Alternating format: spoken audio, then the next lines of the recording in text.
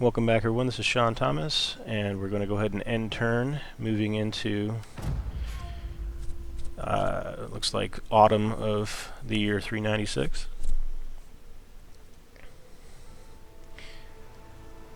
So we've done our first action against the Western Roman Empire, and that was assaulting their naval fleet. They've retreated from us. Thunder and storm, but they tell us to ally with you, if you will have us. So our actions to assist the Danes in their war that was successful has increased their friendliness. Now they're asking for defensive alliance with us. So if we look at just the defensive alliance, it's high. We can go ahead and join up with them, or we can look to make them a tributary state eventually. They might join on with that if we could become powerful enough. Otherwise, it might just be good to have a solid ally to our southern borders. So the defensive alliance, we might get a little bit of money out of that. We already have everything else we want from them. We can offer them a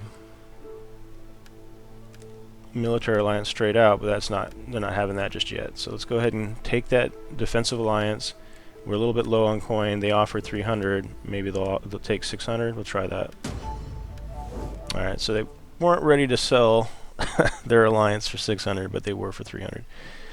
All right. Just gonna potentially get hit here by the Western Roman Empire. Now it's in their turn. All right. So they let us slide this time, but we'll have to take advantage of that. Likely be looking to move into our first naval battle in this episode.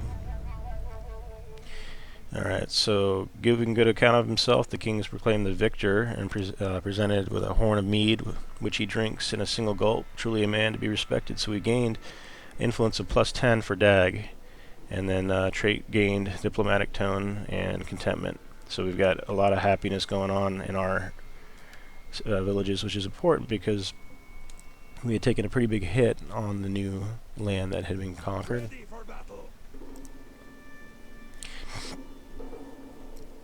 Alright, so we can't yet leave, I don't believe, this territory.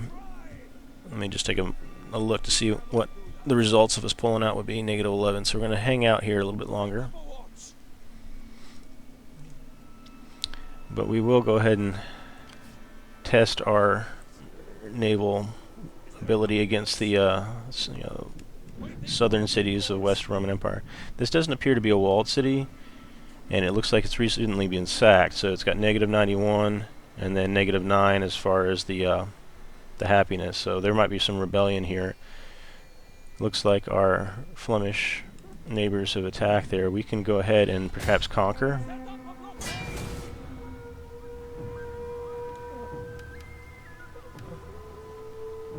Alright, so with us blockading and potentially even moving in to conquer it, we'll go ahead and enter into our first naval battle. It'll be primarily us and the Navy. They don't have but one ship remaining. And then we can breach and land on the ground and engage with our melee and missile troops while the artillery barrage. Let's go ahead and take a beachhead on the Western Roman Empire's lands.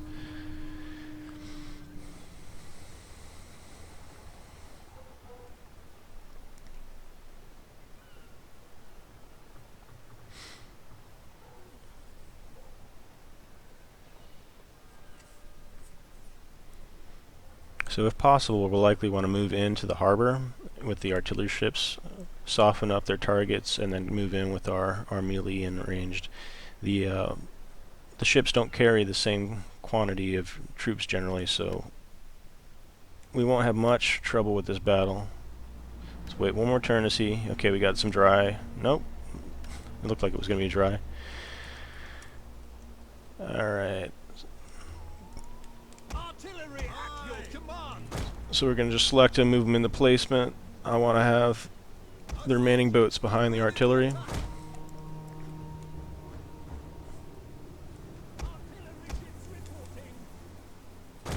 And we're going to go ahead and start. We'll immediately put it into high speed,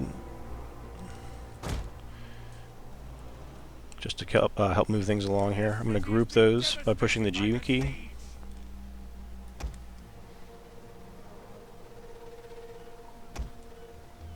Alright, I'm going to select all of those and then move them up together. They're a little bit behind as far as the rest. You can double time them, it looks like, in the best douse fires. It's a new option I haven't seen before.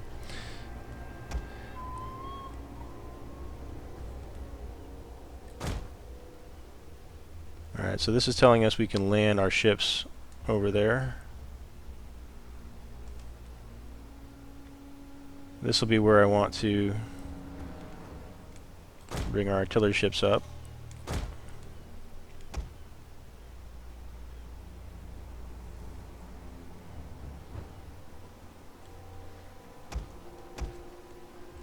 We'll go ahead and land our boats there for the melee.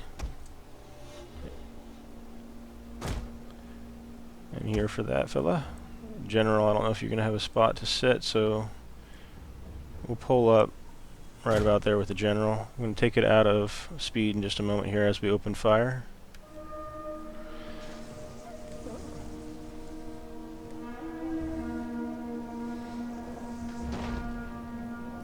So I'm going to switch up, instead of being flame attacks. Well, actually the flame attacks looks like it has some residual now, where it might burn troops walking through it. Let's turn their attention.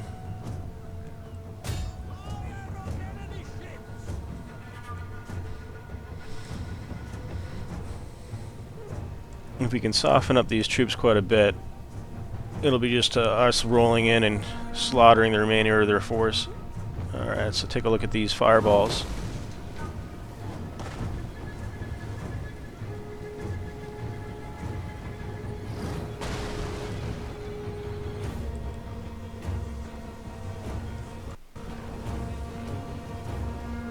It does look like they're taking additional damage as they stand in the fire.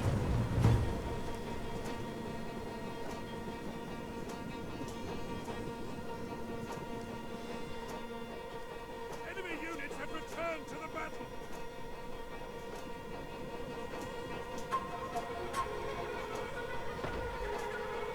Ships all ready. Off the boats.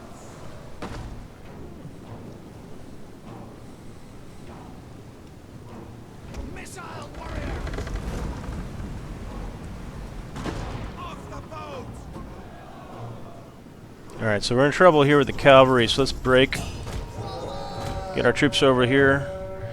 Let's open up on those cavalry, and we'll switch to normal rounds. Those should be more deadly to the cavalry that's moving in. And we'll also engage them with our infantry.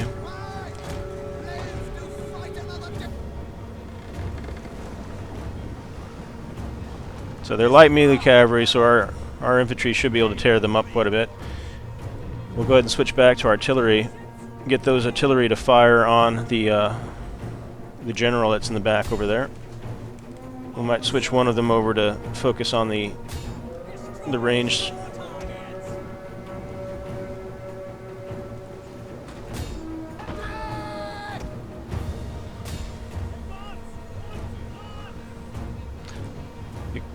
Because it's raining, we're going to go back to standard shot for our archers.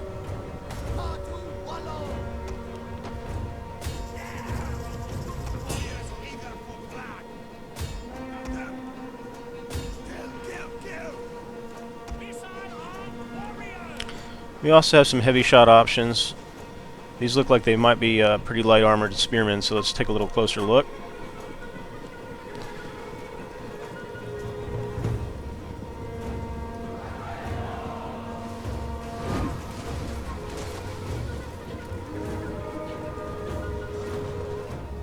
Alright, let's give them a little bit more help. Let's move these rear infantry back over there. And our artillery, we'll switch back to the boats. We can hot tab over there and then push the 1 key.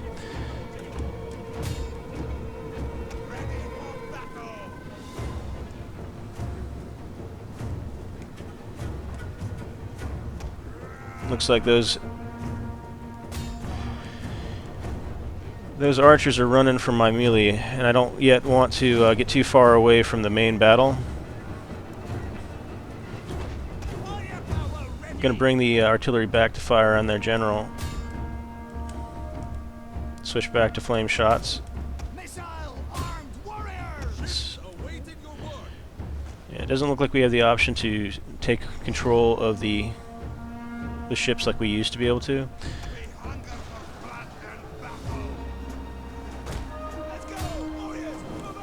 Ooh. Let's halt. Let's halt their attack. We're going to want to barrage these folks just a little bit more. We're going to halt these troops, let them rest up.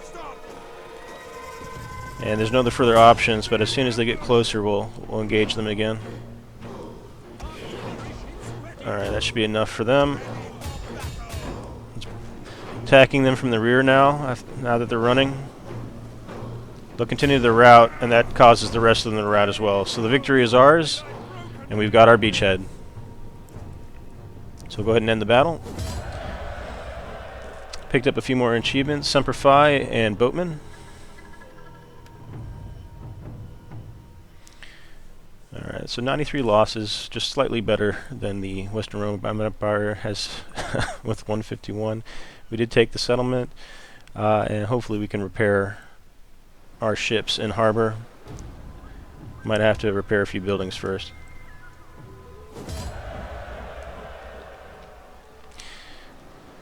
Alright, so we're gonna either liberate, and I'm not sure this will likely go, if it'll go to the Brits. That might be an excellent opportunity for us to gain a ally on the Western Roman Empire's beach there, or we can take the beachhead for ourselves. If we want to do that, we would occupy, but we might deal with quite a bit of rebellion. Let's go ahead and liberate, because we're only in a navy currently, and see what the result is. So from that, this land now belongs to Britain. So the British in Camalundum, let's go ahead and see if we can get alright, so we've got 118 happiness with them. They could now become a trade partner. Looks like we've already got a military just out of the out of the box here. We get a military alliance with them and military access. Alright, making a tributary state's not going to work for them. They probably do want trade, they do. And they're currently not at war with anyone, so